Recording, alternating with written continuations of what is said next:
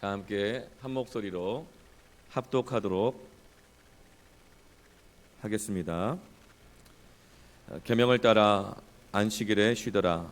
안식 후 첫날 새벽에 이 여자들이 그 준비한 향품을 가지고 무덤에 가서 돌이 무덤에서 굴려 옮겨진 것을 보고 들어가니 주 예수의 시체가 보이지 아니하더라. 이로 인하여 근심할 때에 문득 찬란한 옷을 입은 두 사람이 곁에 섰는지라. 여자들이 두려워 얼굴을 땅에 대니 두 사람이 이르되 어찌하여 살아있는 자를 죽은 자 가운데서 찾느냐. 여기 계시지 않고 살아나셨느니라. 갈릴리에 계실 때에 너에게 어떻게 말씀하셨는지를 기억하라. 이르시기를 인자가 주인의 손에 넘겨져 십자가에 못 박히고 제3일 만에 다시 살아나야 하리라 하셨느니라 하는데, 그들이 예수의 말씀을 기억하고 무덤에서 돌아가 이 모든 것을 열한 사도와 다른 모든 이에게 알리니, 이 여자들은 막달라 마리아와 요한나와 야고보의 모친 마리아라. 또 그들과 함께한 다른 여자들도 이것을 사도들에게 알리니라. 사도들은 그들이 말이 허탄한 듯이 들려 믿지 아니하나 베드로는 일어나 무덤에 달려가서 구부려 들여다보니 세마포만 보이는지라. 그 된 일을 놀랍게 여기며 집으로 돌아가니라. 아멘. 부활의 예수님을 만납시다. 믿음은 뭘까? 믿음은 첫 번째로 만남입니다. 하나님을 인격적으로 만나는 것입니다. 예수 그리스도를 인격적으로 만나는 것이 그 만남 가운데 일어나는 영적인 역사가 믿음의 역사입니다. 진리가 너희를 자유케 하리라고 했는데, 이 진리라고 하는 것은 어떤 이론이나 논리나 교리가 아니고, 이 진리는 하나님을 인격적으로 만남 가운데서 경험되어지고 깨달아지는 모든 영적인 것들이 여러분 진리입니다. 그 진리가 우리를 자유케 하는 것입니다. 그래서 이 진리를 깨닫고 주님을 만나다가 육체의 질병이 고침을 받기도 하고, 주님을 만나면서 이 진리가 죄와 사망으로부터 자유하게 하면서 영생을 얻기도 하기도 하고, 물질의 문제에 매여 있다가도, 사람에게 매여 있다가도 살아계신 주님을 만남을 통해서 물질로부터 자유하게 되어지고 사람으로부터 자유하게 되어지는 역사가 있는 것입니다. 진리는 어떤 이론이나 교리나 깨달음이 아니라 살아계신 예수 그리스도를 인격적으로 만남 가운데서 경험되어지는 바로 그것이 진리입니다. 그러므로 우리는 예수님을 만나야 합니다. 예수님을 믿어야 합니다. 전도를 하다 보면 많은 분들이 이런 얘기를 하십니다. 믿고 싶은데 안 믿어진다는 거예요. 그럼 제가 다시금 질문합니다. 믿기 싫은 겁니까? 믿고 싶은데 안 믿어지는 겁니까? 그러면 고개를 갸우뚱갸우뚱해요. 그럼 제가 이렇게 물어봐요. 당신 문제가 있습니까? 없습니까? 있대요. 그러면 하나님께서 당신을 만나주시고 그 문제를 풀어주기를 원합니까? 아니면 나는 나대로 풀 테니까 하나님 난 찾아와도 된다 이렇게 생각합니까?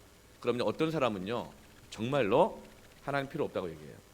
문제 있지만 내가 해보겠다고 얘기해요. 뭐 하나님이 살아있냐고. 그러나 어떤 사람은 그래요, 나는 하나님이 필요해요. 하나님이 살아계셔서 나를 만나주시고 이 문제를 풀어주시고 도와주시길 원해요. 여러분, 이런 분들에게 소망이 있습니다. 믿고 싶은데 안 믿어지는 경우가 있어요. 특별히 창조가 안 믿어져요. 동정녀 탄생이 안 믿어져요. 그리고 부활이 안 믿어져요. 근데 이 세 가지의 이 공통점 뭐예요? 전부 다 생명에 관한 거예요. 창조도 생명이요, 동정녀 탄생도 생명이고 부활도 생명입니다. 근데 이 생명은 사람이 만들어낼 수 있는 게 아니에요. 이 생명은 이해할 수 있는 것도 아니에요. 생명은 눈에 보이지도 않아요. 여러분, 생명이 눈에 보입니까? 여러분, 생명의 메커니즘을 이해할 수 있습니까? 생명이 어떻게 왔는지 알 수 있어요? 몰라요. 오직 생명은 하나님께로부터만 오는 것입니다. 그래서 이것은 이해할 수 있는 게 아니에요. 이성으로 깨달을 수 있는 게 아닌 것이죠. 그런데 그래서 사람들은 안 믿어진다는 거예요. 안 믿어질 때 어떻게 할까요? 두 가지를 우리에게 하나님께서 믿어지도록 허락하십니다. 첫 번째 뭐냐? 하나님의 말씀을 들으십시오. 로마서 10장 17절에 믿음은 들음에서 나며 들음은 그리스도의 말씀으로 말미암느니라. 이 하나님의 말씀은 그냥 지식이 아니에요. 그냥 책에 가득 기록된 글자들의 나열이 아닙니다. 어떤 논리적인 그냥 문자가 아니라 살아계셔서 역사하시는 그 하나님이 이 땅 가운데 육신으로 오셨고 육신으로 오신 주님께서 이 땅에 하나님 주신 말씀을 확증해 주신 것을 기록해 놓은 것이 성경입니다. 그래서 이 말씀이 곧 예수 그리스도이시고 하나님이십니다. 그래서 믿음은 들음에서 나는 것입니다. 오늘 6절 말씀에 여기 계시지 않고 살아나셨느니라 갈릴리에 계실 때 너희가 어떻게 말씀하셨는지를 기억하라. 예수님이 십자가에 달려 죽으신 줄 알고 무덤에 찾아왔어요, 여인들이. 근데 가보니까 예수님이 없는 거예요, 시신이. 부활을 아직 못 믿는 거죠. 막 눈을 씻어봐도 못 믿겠는 거죠. 그러나 천사들이 뭐라고 말해요? 예수님이 하신 말씀을 기억하라. 안 믿어질 때 말씀을 기억하십시오. 말씀을 읽으십시오. 말씀을 들으십시오. 말씀은 믿을 수 있는 관문입니다.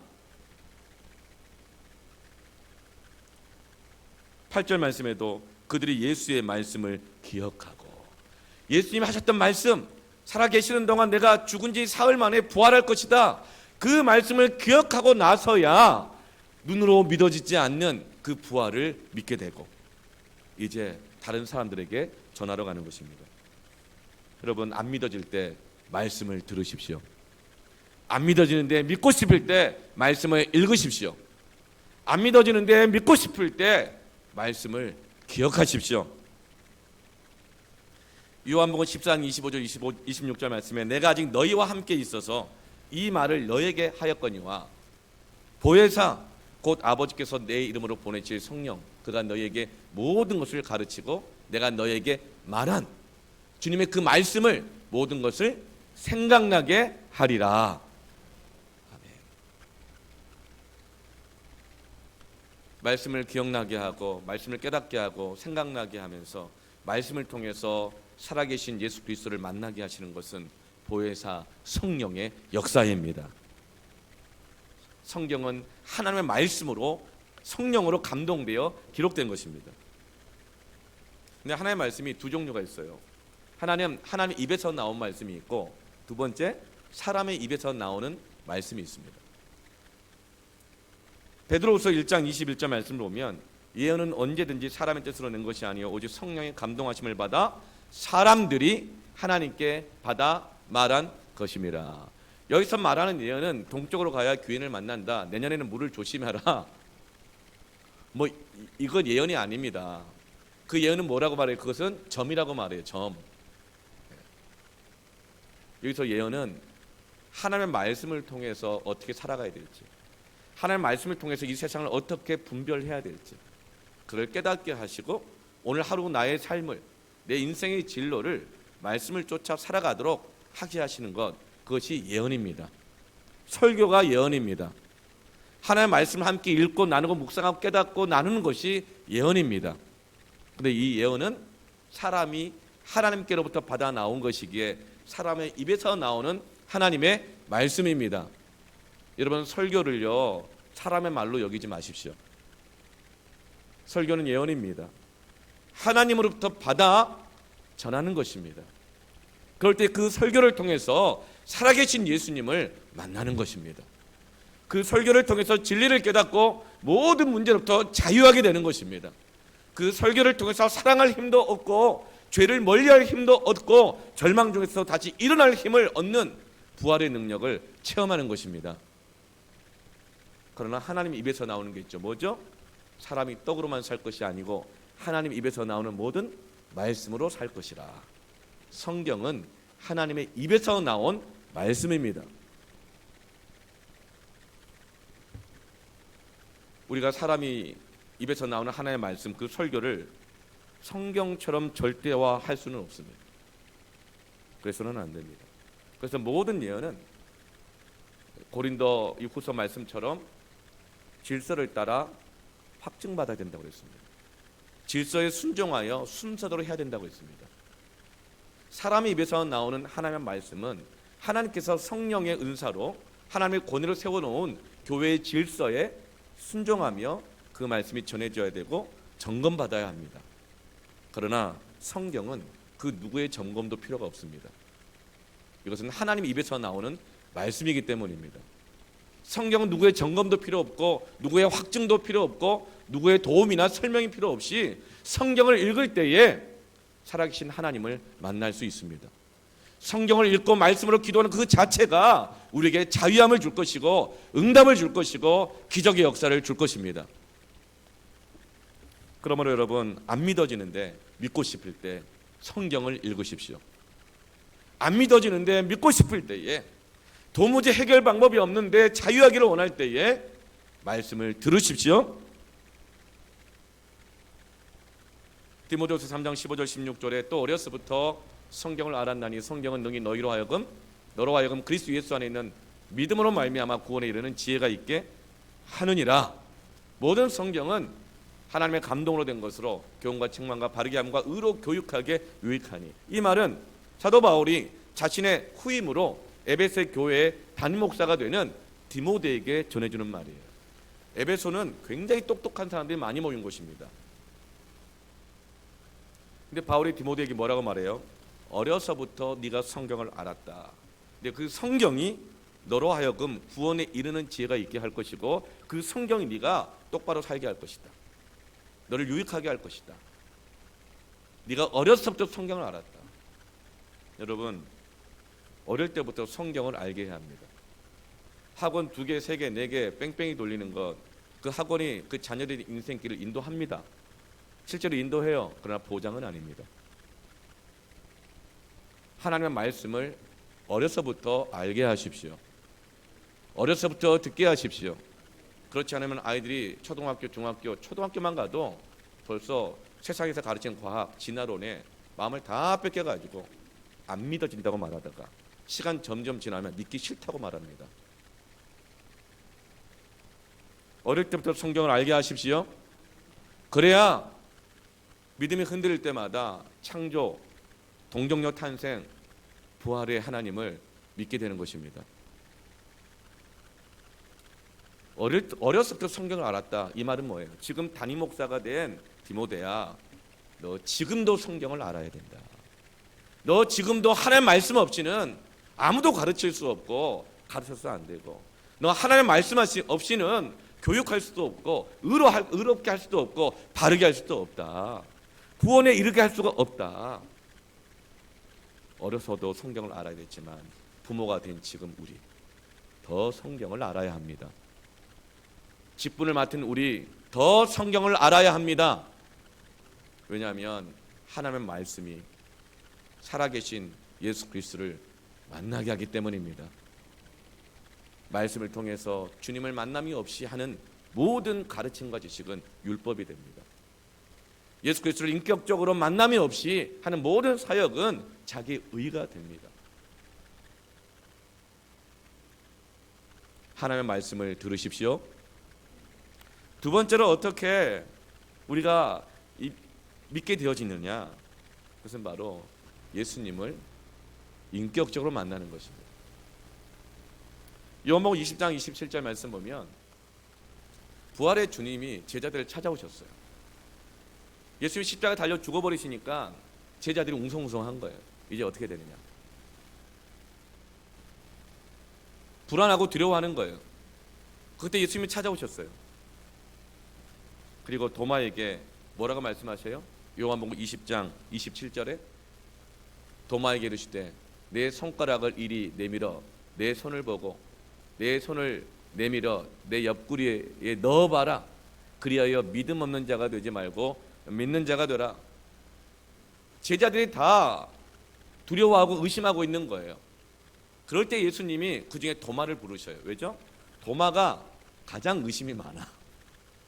도마가 직접 보지 못하고 만져보지 못하면 못 믿어. 근데 예수님이 얼마나 은혜가 많으신지 그런 도마의 연약함을 아시고 만져봐 이렇게 하시잖아요. 그리고 믿음 없는 자가 되지 말고 믿는 자가 되라. 그런데 여러분, 지금 우리는 도마처럼 예수님을 만져볼 수 있을까요? 부활하신 주님을 만날 수 있을까요? 예수님이 그때는 부활하시고 난 다음에 40일 동안 이 땅에 다니시면서 만나주신 거잖아요. 근데 지금 예수님은 승천해 버리셨어요. 그럼 우리가 예수님을 만날 수 있을까요? 도마처럼 그렇게 만져볼 수 있을까요? 있습니다. 있습니다. 그럴 때 빨리 아멘을 하셔야죠. 주님을 만져볼 수 있고 주님을 만날 수 있습니다. 어떻게 해요? 첫 번째 말씀을 통해서죠. 그런데 마태복음 18장 20절 말씀에 주님이 살아 계시는 동안 이렇게 말씀하셨어요. 두세 사람이 내 이름으로 모인 곳에는 나도 그들 중에 있느니라. 예배는 주님을 만나는 곳입니다. 부활하셨다는 게 뭐예요? 주님이 살아나셨다는 거예요. 지금 살아 계시다는 거예요. 그 임마누엘 지금 여기 계십니다. 주님은 지금 여기 계십니다. 부활의 주님은 두세 사람이 내 이름을 모인 곳 가운데 내가 함께 그들 중에 있겠다고 말씀으로 약속하셨기 때문에 주님이 여기 계십니다. 이것이 진리입니다. 진리입니다.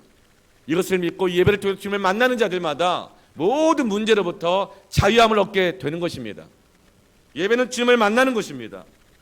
예배 중에 모임 중에 말씀을 듣고 함께 합심하여 기도할 때 성령께서 주님으로 임재하십니다. 저는 1990년 12월 30일부터 1991년 1월 1일 그 사이에 저녁 12시부터 새벽 1~2시 사이에 저기 그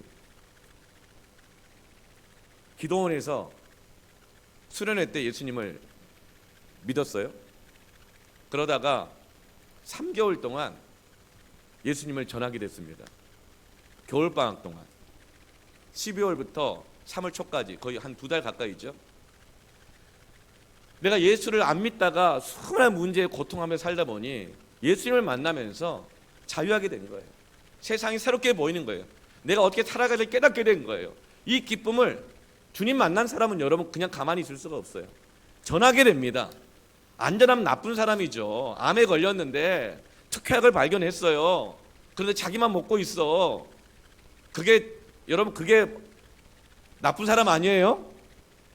나쁜 사람 아니에요? 막 암이 걸렸는데 특효약을 만들었어요. 엄청 비싸게 팔아. 그건 아주 나쁜 사람이죠. 예수님을 만나니까 전하지 않을 수가 없는 거예요. 근데 그때 겨울방학이에요. 어떻게 하겠어요? 학교를 갔죠. 학교 가서 교문에다가 아침 일찍 갔어요. 겨울방학인데 매일 아침 8시까지 갔어요. 새벽기도 끝나고 혼자 큐티하고 8시 가가지고 정문에 서놓고 기도했어요. 주님, 이곳 가운데 좌우를 분별하지 못하는 너무나 많은 청년들이 있습니다. 혹은 또 예수를 믿는다고 교회를 다니긴 하지만 내가 볼 때는 좀 교만했죠. 그때는 내가 볼 때는 예수님을 인격적으로 만난 것 같지 않습니다. 율법적이고 막 그런 교수님들 막 많습니다. 그래서 제가 그 신학대학교였는데 그렇게 기도를 했어요. 그러면서 한 2달 동안 제가 매일 아침에 가가지고 그 추운 겨울에 난로도 없는데 열심히 전도했습니다. 학교 가끔 오고 도서관에 있는 뭐 친구들, 학우들, 선배, 후배들, 심지어는 교수실 가서 교수님한테까지 제가 막 복음을 전했어요. 신학대학 교수님한테. 너무 부끄럽습니다. 너무 죄송해요. 생각해보면 뭐 교수님 예수님을 인격적으로 믿으십니까? 막 이렇게 묻고 막 그랬어요. 그래서 막 불려가가지고 그 교무관과 학생관과 불려가서 신학교를 어지럽힌다고 자퇴 권유까지도 받고 그랬어요. 그런데 그 2달 동안 겨울방학 동안 도서관에서 빈 강의를 해서 캠퍼스에 돌아다니는 친구들 전도했는데 36명이 방학 중에 전도되었습니다. 그리고 저의 그 열정에 도전을 받은 4명의 친구들이 그 36명의 이 친구들을 전도하고 성경 공부 같이 가르치겠다고 돕겠다고 4명이 붙었어요. 그렇게 해서 3개월 만에 36명의 성경 공부 모임이 생겼어요. 5개의 그룹으로 나눠서. 그리고 나서 얼마나 열심히 섬겼는지 몰라요. 전화해주고, 저는 그런 거 진짜 못하는데 손편지도 막 제가 써주고요. 네. 그리고 떡볶이도 사주고, 라면도 사주고, 기도해주고, 막 위로해주고, 같이 막 놀아도 주고, 막 다 했어요. 한 6개월을 했는데요, 더 못하겠어요. 이 인간들이 다 받아먹고 고마워하기는커녕 뭐 저보고 저 나이석 선배는 너무 율법적이야, 너무 강해, 막 너무 세, 너무 강요해, 질척거려, 피곤하게 해, 자꾸 만나자 그래, 뭐 막 이러면서 사람처럼 막 멀리하기 시작하는 거예요. 너무 괴로워요. 더 못하겠어. 사람이 싫어가지고. 예수님은 너무 좋은데 사람이 너무 싫어요. 그래가지고 6개월 이렇게 지나니까 이제 교회도 가기 싫어. 내 눈에 보이는 그 장로님, 권사님, 심지어 목사님까지 막 사랑이 없어 보이고, 내 아픔을 아무도 몰라주고, 이 아픔 아시는 당신께 오직 주님밖에 없고 아무도 몰라. 가수는 아무리 크게 노래해도 내 아픈 마음을 아무도 모르는 것 같아요. 교회도 가기 싫고, 그 지긋지긋한 성경 모임들 사람이 싫어가지고 저 상하기가 싫은 거예요. 그래서 제가 그만두겠다고 결심을 했는데 마음에 걸리는 게 있어요. 제가 예수님 영접할 때 주님 뜻대로 살기로 했거든요. 그러니까 내 뜻대로 하면 안 된다는 생각이 있었는데, 적어도 내가 내 뜻대로 살려면 금식 정도는 하고 좀 힘들게 결정을 해야 주님이 인정해 줄 것 같아가지고 처음으로 제가 금식 기도원을 가기로 결정했어요. 예수 믿고 나서 6개월 만에. 서울 강북에 있는 수유리에 있는 영락기도원이에요. 거기 갔어요. 그래서 그때 무릎으로 사는 그리스도인이라는 작자 미상의 책 한 권, 그거 기도책 하나 들고 성경 하나 딱 들고 일주일 금식 작정하며 갔어요. 저는 금식이 그렇게 힘든지 몰랐어요. 예, 한 3일째 될 때가 제일 고비더구만요.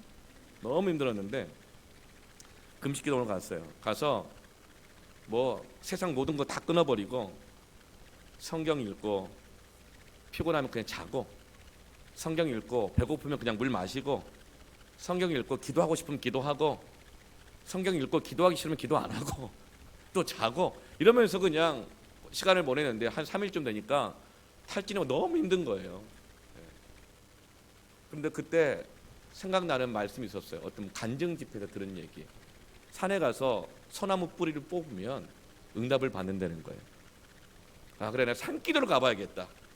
그래서 제가 이제 예수 믿은 지 6개월 만에 산기도를 가기로 결심을 했어요. 그래서 산으로 올라갔어요. 한 12시 좀 넘어가지고 산으로 올라갔는데, 그날은 달도 그냥 한 초승달 정도였어요. 올라갔는데 무릎을 딱 꿇고 소나무를 딱 잡고, 예, 주여 하려고 했는데 주자가 안 나오는 거죠. 무서워가지고. 막 여기서 동물 소리가 나지, 바람 소리가 나지, 막 누가 막 다가오는 것 같지, 막 뒤에 뭐가 있는 것 같지. 너무 부끄럽게도 채 5분을 못 버티고 다시 내려왔어요. 5분도 아니었던 것 같아요. 솔직히 말해 1분도 아니었던 것 같아요. 올라가자마자 주여 하다가 다시 산길을 내려오는데 벌벌 떨면서 막 뛰어서 내려왔어. 너무 무서워가지고. 그리고 기도원 이렇게 방으로 다시 들어갔거든요. 거기에 방을 3명이 같이 쓰고 있었는데, 뭐 40대 되는 아저씨 한 분, 50대 되는 아저씨 한 분 계셨어요. 뭐 어떤 문제를 가지고 오신 것 같아요. 그런데 두 분이 다 안 보이더라고요. 이 두 분 다 산기도로 가신 거예요. 근데 이제 앉아 성경을 또 이제 보고 있는데 한 12시 반 넘었어요. 보고 있는데 두 분 중에 한 분이 내려오신 것 같아요. 내려오셨어요. 문을 드르륵 열고 내려오시더라고요. 누군지 모르는데, 근데 그분이 자기 자리로 가지 않고 제 뒤로 오는 거예요. 제 뒤로 와서 제 발 등 뒤에 딱 앉는 거예요. 소름이 확 끼쳐요. 아, 이분이 왜 이러시나? 그러더니 제 옆에다가 얼굴 딱 대시더니 제 귀에다가 뭐라고 말하는 줄 아세요? 욕을 하시더라고요. 이분 산기도 가가지고 귀신 들린 거예요. 귀신 들렸어요. 저는 그런 걸 처음 경험해봤잖아요. 얼마나 무서웠던지. 근데 그때 말씀을 읽고 있었잖아요. 어떤 담대함인지 모르겠지만 순간 두려웠는데 마음의 평안이 찾아오면서 제가 고개를 딱 들었더니 정말 제 바로 옆에 저를 쳐다보고 있더라고요. 이렇게.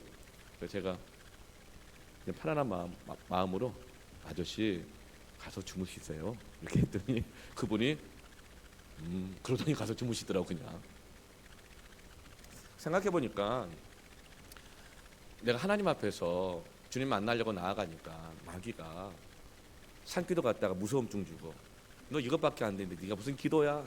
자기를 부끄럽게 여겨서 포기하게 만들게 하고, 또 이렇게 귀신 마귀가 장난을 쳐가지고 무섭게 해서 나를 그냥 쫓아내려고 했던 것 같아요. 그렇게 성경을 읽고 자고, 성경 읽고 기도하고, 성경 읽고 물 마시고, 성경 읽고 또 자고, 성경 읽고, 그렇게 시간을 보내는데 5일째가 되었어요. 그때 구약 성경 한 장 읽으면 신약 성경 한 장 읽고 이렇게 읽었거든요. 5일째가 되었는데 레위기 말씀과 마가복음 말씀이 함께 연결되면서 정말 말씀이 살아있고 운동력이 있어서 말씀이 움직이는 거예요. 말씀이 움직이는 거예요. 예수님이 말씀에서 걸어 나오셔요. 그래서 그 방을 다니셔요. 저에게 얘기하세요. 이게 막 눈으로 보였다는 게 아니에요. 귀로 막 들렸다는 게 아니에요. 근데 그렇게 주님이 나오셔서 이 방에 계시는 것을 내가 알아요. 그냥 알겠어요. 내가 알겠다고요. 주님을 만나는 것입니다. 예수님을 살아계시고 역사하십니다.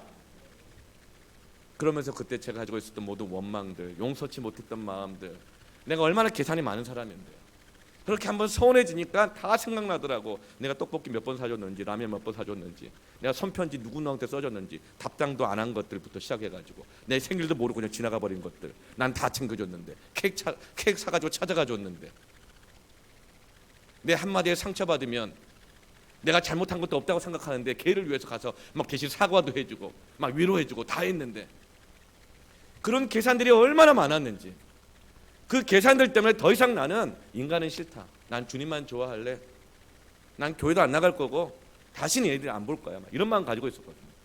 그런데 살아계신 주님을 만나니까요, 그 마음이 다 그냥 꺾이는 거예요.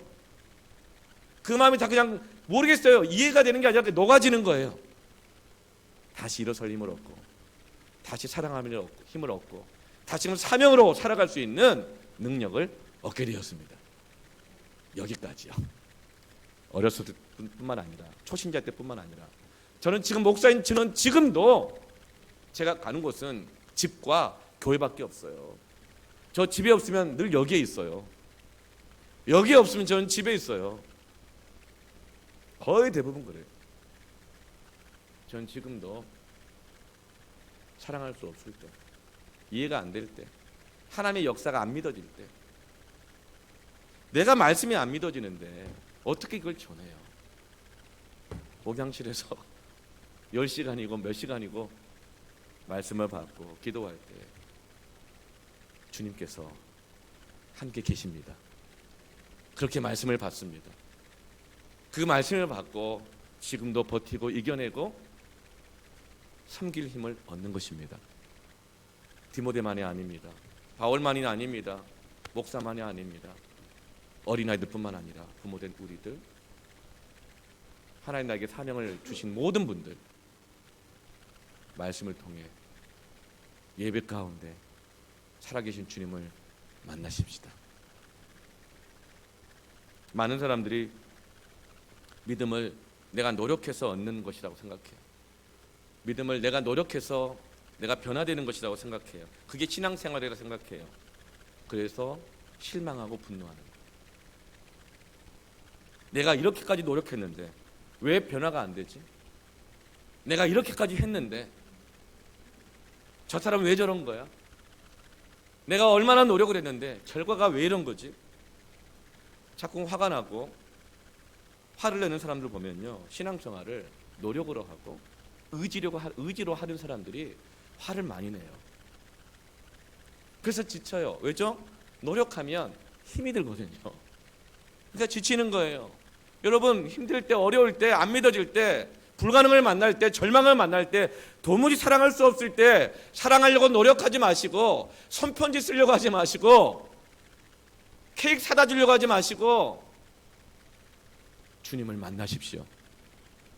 주님을 만나십시오. 예배가 중요한 이유가 그것입니다. 기도가 중요한 이유가 그것입니다. 지금 주님 만나지 못하면 이 세상 못 살아요. 쉬지 말고 기도하라. 왜요? 너희는 기도를 쉬어서는 살 수 없는 존재라는 거예요.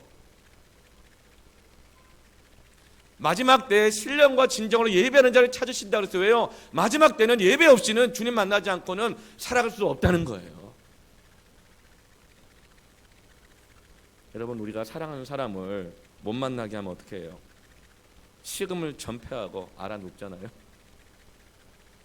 여러분, 그것이 저는 금식 기도라고 믿습니다.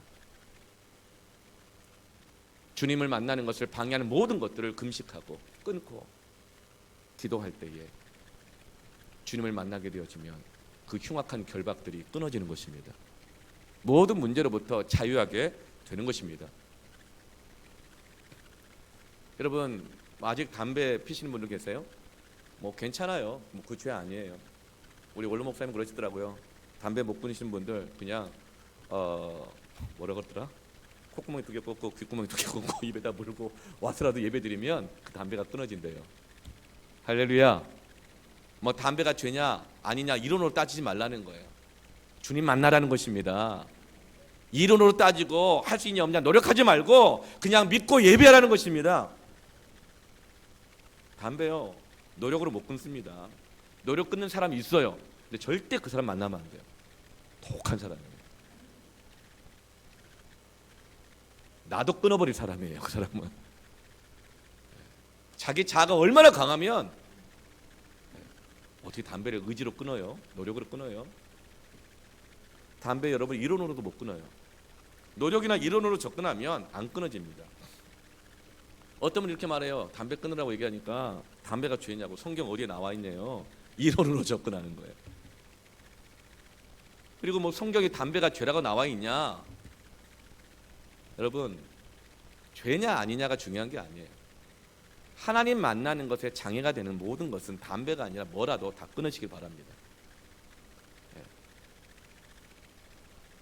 또 이 담배 끊는 것이 좋겠다 얘기를 하니까 이렇게 얘기하시는 분도 있어요. 담배 핀다고 다 폐암 걸리는 게 아니더래요. 체질 따라 다르대요. 그러면서 하는 말이, 어떤 청년이 그래요. 등소평은 하루에 담배 5갑씩 피웠는데 94세까지 살았대요. 아멘 하시면 안 돼요. 이런 거예요. 절대로. 그러면서 체질 따라 다르대요. 이론으로 접근하면 안 끊어집니다. 논리로 접근하면 안 끊어져요. 그런데 그 청년이요, 건강검진을 받았는데 의사가 폐암 소견이 있다고 말하면서 MRI를 보여줬어요. 그랬더니 바로 그날부터 담배를 끊었어요. 이론으로 접근하고 노력으로 접근하면 안 됩니다. 그러나 실제를 만나면 끊어집니다. 여러분, 신앙생활은 이론으로 하는 게 아니에요. 노력으로 하는 게 아니에요. 주님을 만나면 문제가 해결됩니다. 주님을 만나면 문제가 끊어집니다. 주님을 만나면 문제가 해결됩니다. 이게 믿음입니다. 믿음은 뭐예요? 믿음이 없이는 하나님을 기쁘시게 할 수 없나니 하나님께 나아가는 자마다 그가 계신 것과 주님이 여기에 계신 것을 믿는 게 믿음의 예배입니다. 계신 것과 또한 그가 자기를 찾는 자들에게 상 주시는 자이심을 믿어야 할지니라. 지금 이곳 가운데 계신 주님을 만나러 오고 주님을 만나기만 하면 주님의 상을 주신다. 모든 문제를 끊어주신다. 해결해 주신다. 이게 믿음입니다. 부활의 주님은 지금 살아 계십니다. 지금 여기 계십니다. 이것이 우리의 간증이요, 우리의 고백이요, 우리의 믿음입니다. 예수님을 만나야 합니다. 오늘 말씀의 두 번째 대지는 뭐냐면 예수님이 친히 부활의 증거를 보여주셨다는 거예요. 말씀을 통해서. 그리고 주님이 우리와 함께 하시는 것을 증거로 보여주는 것들이 있어요. 첫 번째로는요, 여인들입니다. 1절 보면 예수님의 무덤을 가장 먼저 찾아간 것은 여인들이었습니다. 그리고 10절에 보면 이 여인들의 명단이 쭉 나옵니다. 그리고 이 여인들이 예수님의 부활의 증거자들이 됩니다. 여기서 질문이 있어요. 왜 예수님은 부활의 첫 번째 증인으로 여자를 삼았을까? 제가 왜 그랬을까 곰곰이 묵상하다가 생각하니까 안 되겠더라고요. 생각하니까 어떤 생각이 들었냐면, 가는 곳곳마다, 카페마다, 식당마다 가는 곳곳마다 여자분들이 이렇게 모여 있어요. 우리 지금 LG 빌리지 앞에도 무슨 조그만 무슨 카페 하나 테이블 한 3개밖에 안 놓여져 있는데도요, 낮에 가도 아침에 가도 저녁에 가도 꼭 거기 한 5-6명, 많게는 10명까지 모여가지고 1시간, 2시간, 제가 나중에 교회 갔다 올 때까지 보니까 그대로 얘기하고 계시더라고요. 아, 여자들은 잘 모이는구나. 그리고 얘기를 잘 전달해 주는구나. 그래서 예수님이 여자들한테 보여준 거 아닌가, 그런 생각도 해봤어요. 네. 그런데 여러분, 왜 여자들에게 먼저 보여주셨을까요? 당시에는요, 예수님 당시에는 여자들은 가장 무시받는 존재들이었어요. 여자들은요, 법적인 증인으로서의 혈육이 없어요. 그런데 왜 여인들에게 부활의 증거를 가장 먼저 보여주시고 전하게 하셨을까요? 여인들이어서가 아니에요. 잘 전달하니까, 잘 모이니까, 오랫동안 얘기할 수 있으니까, 그래서가 아니고, 진리는 사람에 좌우되지 않습니다. 진리는 목사가 전한다고 더 진리가 되고, 진리가 어린아이가 전한다고 덜 진리가 되고, 진리는 남자가 전한다고 더 진리가 되고, 여자가 전하면 더 못 믿게 되고 하는 것이 아니라, 진리는 누가 전하든 진리 그 자체가 증거가 됩니다. 하나님의 말씀은 누구에게도 의존받을 필요 없습니다. 하나님의 말씀은 누가 설득할 필요도 없습니다. 하나님의 말씀은 우리가 모두가 다 영적인 존재들이라 말씀이 우리를 설득합니다. 진리는 살아 역사하기 때문이에요. 그러므로 여러분, 우리는 하나 앞에 기도할 때에 안 믿어질 때 성령을 읽고 예배하며 주님을 만나십시오. 그리고 믿음을 달라고 기도하십시오. 믿음을 달라고 기도하십시오. 그럼 정말 그 믿음의 상급을 주십니다. 부활의 첫 번째 증거는 여인들을 증거자로 삼았다는 거예요. 부활이 진짜니까 여인들이어도 상관없는 거예요. 여러분, 혹시 나 자신이 부족하다 느낍니까? 괜찮아요. 지식이 좀 짧다고 느껴요? 괜찮아요. 좀 가난하다고 생각해요? 괜찮아요. 병약해요? 괜찮아요. 주님만 만나면 다 쓰임받습니다. 주님만 만나면 다 쓰임받습니다. 병들수록, 아플수록, 가난할수록, 지식이 부족하다 느낄수록 말씀을 읽고 묵상하고 기도하고 예배 가운데 주님을 만나면 다 쓰임받습니다. 하나님의 능력이 나타납니다. 부활의 증거의 두 번째는 굴려 옮겨진 돌문과 세마포입니다. 2절 말씀 보면 돌이 무덤에서 굴려 옮겨져 있죠. 그래서 무덤의 문이 활짝 열렸습니다. 여러분, 예수님이 부활하셔가지고 무덤에서 나오시기 위해서 돌문을 굴려가지고 나오셨을까요? 이 유대인들의 이 돌무덤의 문을 막고 있는 무덤, 이 돌은요 엄청 커요. 사람 키보다 더 커요. 동그랗게 됐고 굉장히 두꺼워서 사람의 힘으로는 잘 옮길 수가 없어요. 지렛대를 이용하고 기구를 이용해서 그 돌문을 움직일 수 있어요. 그리고 문을 딱 막은 다음에 이 네모난 모양으로 돌문을 구멍을 파가지고 거기다가 쐐기를 박아가지고 움직이지 못하도록 딱 막아놨거든요. 근데 예수님이 부활하시기 위해서 나오시려고 그 쐐기 팍 뽑고, 그리고 돌문을 굴려서 나왔을까요? 예수님의 부활은요 시공을 초월하십니다. 그래서 부활하신 이후에는 여기 나타났다가 저기 나타났다. 때로는 제자들이 무서워서 방 안에 숨어 있는데 벽을 뚫고 그냥 문 없이 들어오기도 하시고, 그러면서 또 제자들에게 생선을 구워주시고 같이 먹기도 하시고, 이 양자 물리학처럼 시공을 초월하시는, 이 땅의 몸이 아니지만 몸이 있으시면서도 시공에 제한받지 않는 부활의 몸으로 부활하셨어요. 우리도 그럴 거예요. 우리도 그럴 거예요. 부활의 첫 열매시거든요. 예수님은 돌문을 굴릴 필요가 없었어요. 근데 왜 돌문을 굴려놓으셨을까요? 우리를 위한 부활의 메시지입니다. 부활은 모든 막힌 것을 열게 한다는 것입니다. 부활은 사망의 막힌 문을 열어 생명의 문이 되게 한다는 것입니다. 이것이 바로 돌문을 옮겨놓은 증거로 삼으신 것입니다.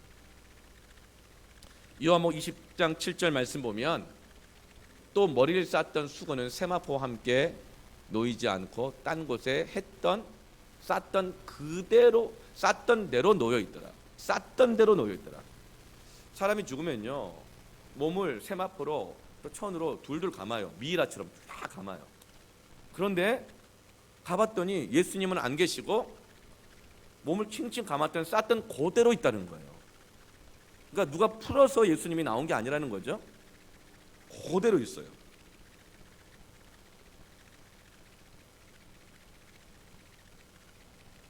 예수님께서 요한복음에 보면 나사로가 죽었잖아요. 죽어서 이제 무덤에 장사 지내져 있는데 예수님이 무덤에 가셔가지고 이렇게 말씀하셨어요. 나사로야, 나와라 그랬어요. 그냥 무덤에 가서 죽은 자여 나와라 그러면 안 돼요. 왜요? 나사로 주변에 무덤도 많거든요. 죽은 자가 다 나오니까. 그래서 예수님이 나사로야 나와라 그랬어요. 나사로가 어떻게 나왔어요? 온몸에 칭칭 감은 채로 마치 강시처럼 이렇게 나온 거예요. 예, 손도 못 움직였겠죠. 이렇게 나온 거예요. 근데 예수님이 뭐라 그랬어요? 풀어서 다니게 하라. 근데 예수님은 풀지 않았어요. 쌌던 그대로 있고 몸만 빠져나오셨어요. 이것은 우리에게 무엇을 말씀하시는 걸까요? 부활의 능력은요, 문제가 그대로 있는데 상황은 하나도 안 바뀌었는데 나를 거기에서 빠져나오게 하십니다. 부활의 주님을 만나면 그 주님이 모든 문제로부터 나를 건져내십니다. 환경 상황은 아무것도 안 바뀌었는데, 조건은 아무것도 안 되어 있는데 하나님의 일이 이루어집니다.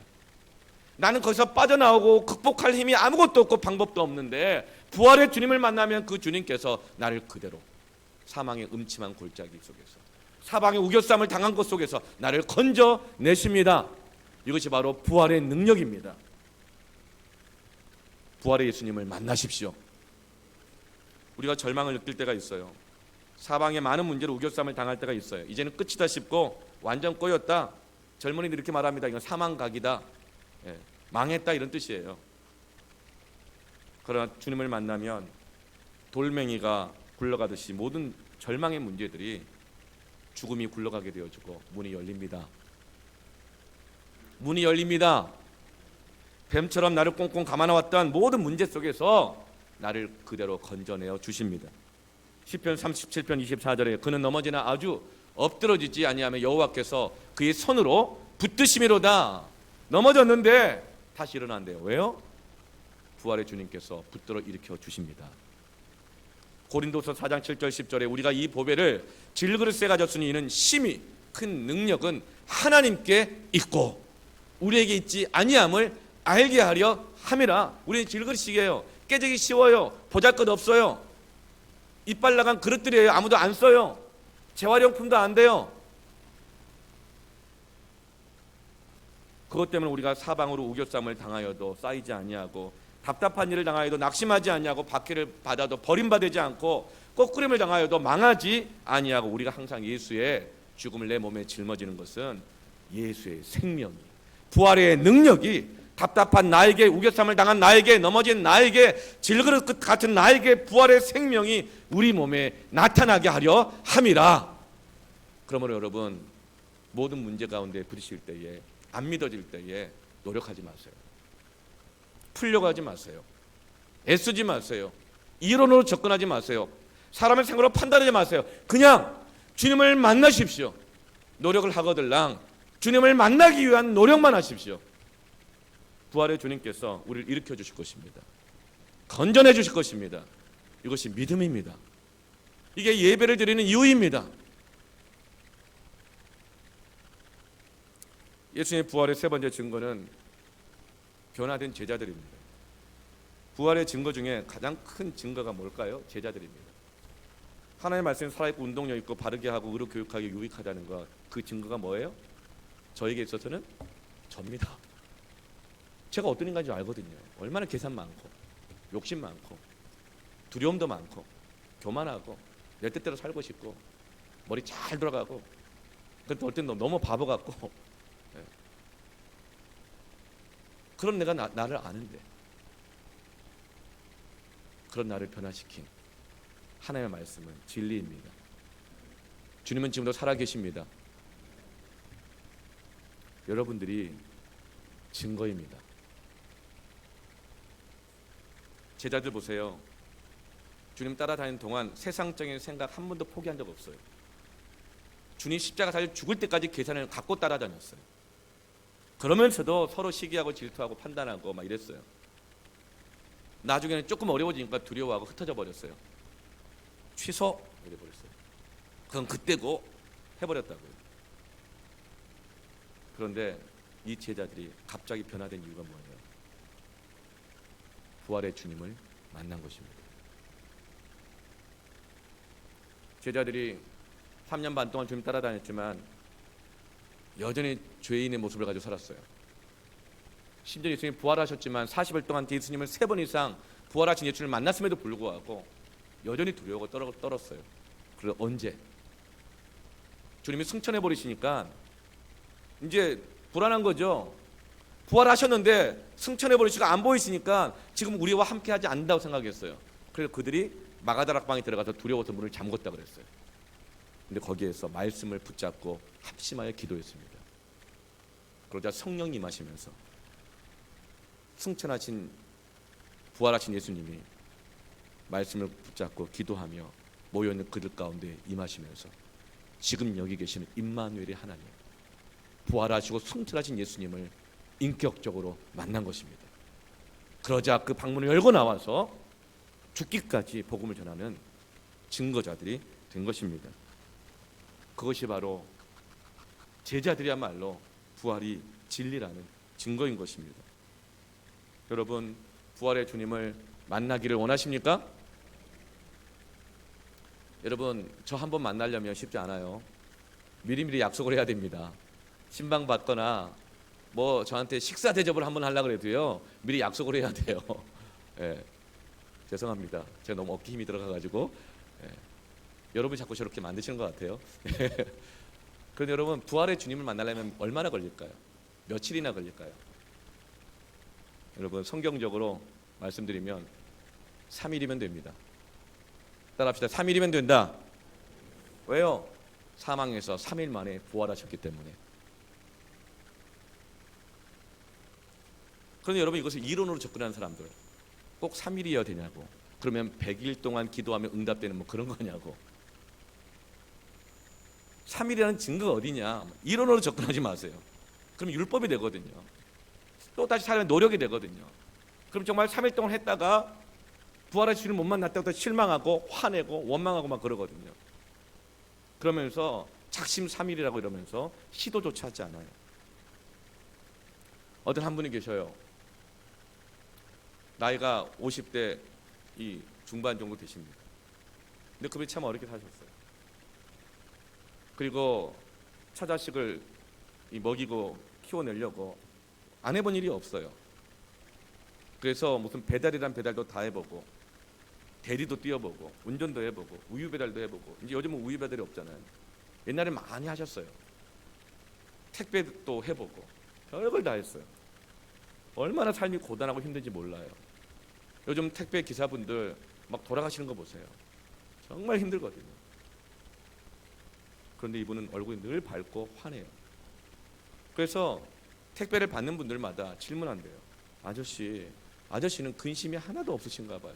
뭐 늘 좋은 일만 있고 일이 다 잘 되나 봐요. 분명히 자식들도 잘 됐겠죠. 그렇게 얘기를 하니까 이분이 이렇게 얘기를 해요. 나라고 사는데 근심이 없겠냐고, 문제가 없겠냐고. 근데 어떻게 그렇게 늘 밝아요? 나에게는 하나 비밀이 있는데 3일의 비밀이 있어요. 나는 사실 예수 믿는 사람인데요, 어려운 문제가 있으면요 무조건 예수님께 맡겨버려요. 그리고 3일 동안 기도하면서 잠잠히 기다려요.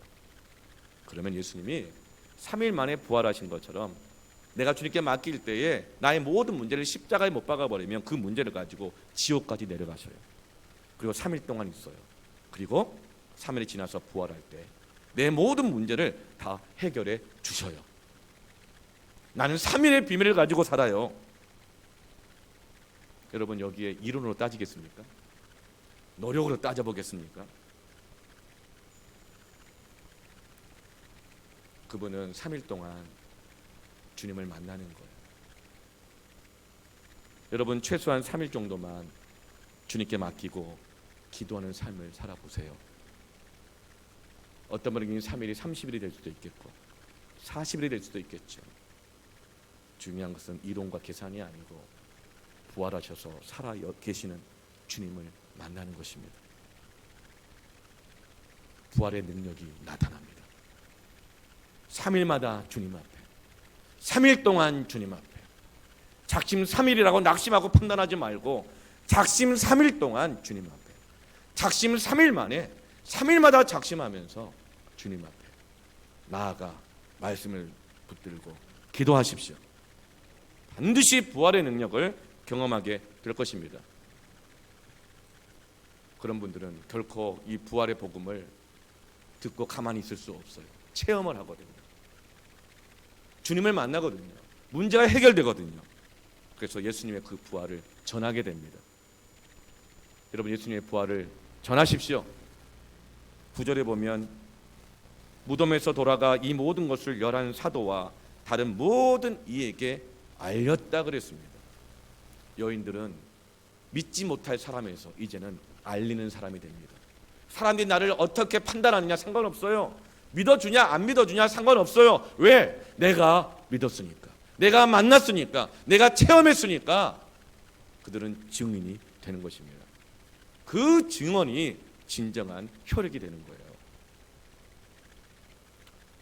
마태복음 28장 8절 말씀 보면 제자들에게 다름질하면서 전하러 갔다 그랬어요.